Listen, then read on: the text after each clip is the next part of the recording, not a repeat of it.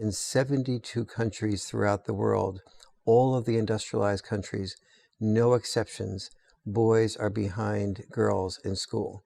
And boys are behind girls in terms of mental health.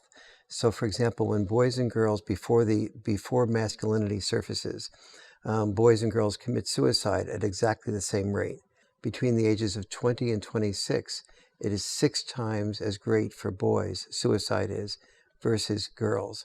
And so this is just the surface examples that something is troubling boys. And one of the reasons we're here in Iowa is because this is the presidential primaries. We're going to be seeking candidates out and meet them early enough in the game that we can have access to talking to them.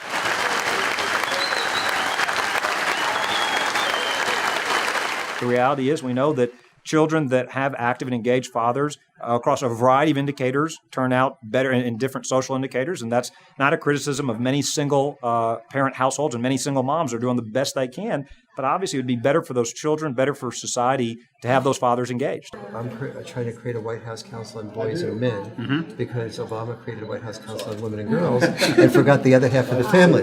Minor things. And the problems with fatherlessness are so extraordinary.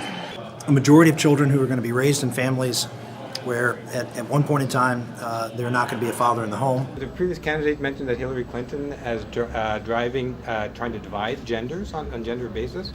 There's a White House Council on women and girls, and there's now a proposal for a White House Council on boys and men. Would you support that kind of proposal? You know, I think what Hillary Clinton wants to do is talk about the war on women. She wants to suggest that conservative values are bad for women, and it's just simply untrue. It's a lie. Can you talk a little bit about the role of fatherlessness and how the deteriorating family is really hurting this country? Well, overall, it's something we talked about nearly a half century ago, and unfortunately hasn't changed a whole lot since. You mean the Moynihan Report? Yeah, exactly. It's one of those when we need to have. George Will and I just talked about this. He wrote a great column about a month ago on this. He came in for our World Orphan Fund, an organization we have to help orphans around the world, but it's just as true here in America as it is elsewhere. We've seen statistically that if you have an intact family, doesn't mean there aren't exceptions to that, but we know intact families are not only better overall spiritually, there's a certain benefit to that, but we see it in the data in terms of graduation rates, in terms of success rates in the economy. It's just something that we need to do over and over again, find ways to strengthen the family. Whether you think fathers are really a crucial issue in terms of bringing the family back together? Look, there's no doubt that fathers play a unique role in the household, and one of the reasons we see so many challenges in our country right now is the breakdown of the two-parent household. Would you be ready to do something about that, to change the policies to be more father-friendly? Sure, I'd be happy to look at those policies and see. We certainly shouldn't be discriminating against fathers or making it harder for fathers who want to play a loving and nurturing and positive role in their children's lives. These are serious issues that have profound consequences to society as a whole, not just to boys, not just to girls, but the impact on our economy, the impact on our schools, the impact on crime. It's sad, but with your help, we can do it. But then someone's got to say something. You've got to speak out. How are you on veteran affairs? There's quite an issue with veteran suicide. Sure. I think there's 22 a day now. Yeah. How do you feel about helping the veterans? Or is there something we can do about that? Would that be an issue for you?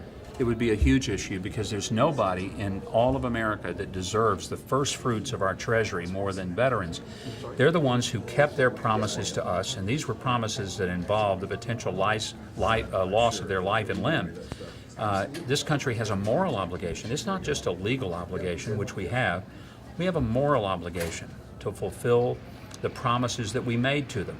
And if it means that we have to take apart every monument in Washington, chip the stones into souvenirs and sell them off to pay for it, that's what we've got to do because they've kept their promise. And anything less than our keeping promises really destroys the credibility of our government. Is Washington aware that there are 22 veteran suicides per day? I would like to think that they are aware, but I don't know that they have acted on their awareness. And the lack of attention that we give and the fact that many veterans with PTS are made to wait for long periods of time is is an embarrassment to the country. Did you make this an issue in your administration? Absolutely. Yeah.